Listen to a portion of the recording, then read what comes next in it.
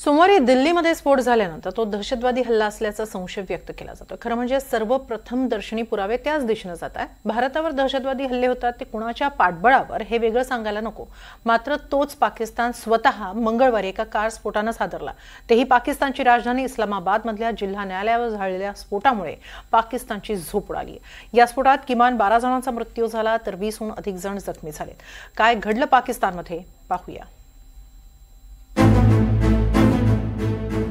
पाकिस्तानची राजधानी इस्लामाबाद मंगळवारी अचानक हादरली। शहरातील जिल्हा न्यायालय परिसरात एका कारमध्ये स्फोट झाला। वेळ होती दुपारी 12:30 वाजता। स्फोट इतका भीषण होता की स्फोटाचा आवाज तब्बल 6 किलोमीटर पर्यंत ऐकू आला। हा स्फोट न्यायालयाच्या प्रवेशद्वाराजवळ उभ्या असलेल्या वाहनात झाला। या भीषण स्फोटात किमान 12 जणांचा मृत्यू झाला असून 20हून अधिक लोक जखमी झाल्याची माहिती आहे। जखमींपैकी बहुसंख्य वकील आणि कोर्टातील कर्मचारी असल्याची माहिती पाकिस्तानी माध्यमांनी दिली आहे।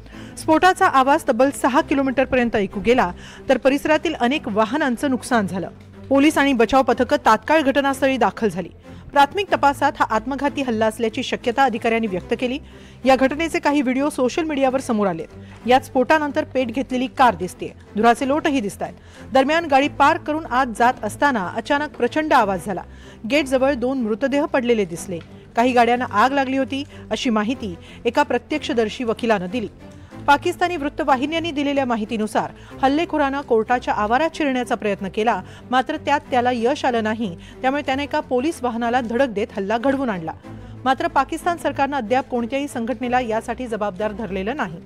दरम्यान या घटनेनंतर पाकिस्तानचे राष्ट्रपती आसिफ अली झरदारी यांनी या आत्मघाती स्फोटाचा तीव्र शब्दांत निषेध केला। मृतांच्या कुटुंबियांप्रती संवेदना व्यक्त केल्या तर त्यांनी सरकारला तात्काळ चौकशीचे आदेशही दिले। दोषींविरोधात कठोर कारवाई करण्याचे निर्देशही दिले। दरम्यान या घटनेच्या काही तासांपूर्वीच पाकिस्तानच्या सुरक्षा दलांची दक्षिण वझिरिस्तानमधील कॅडेट कॉलेज वाना इथं तहरीक-ए-तालिबान पाकिस्तानशी चकमक उडाली होती। या चकमकीत 2 दहशतवादी ठार झाल्याचं पाकिस्तानी अधिकाऱ्यांनी सांगितलं।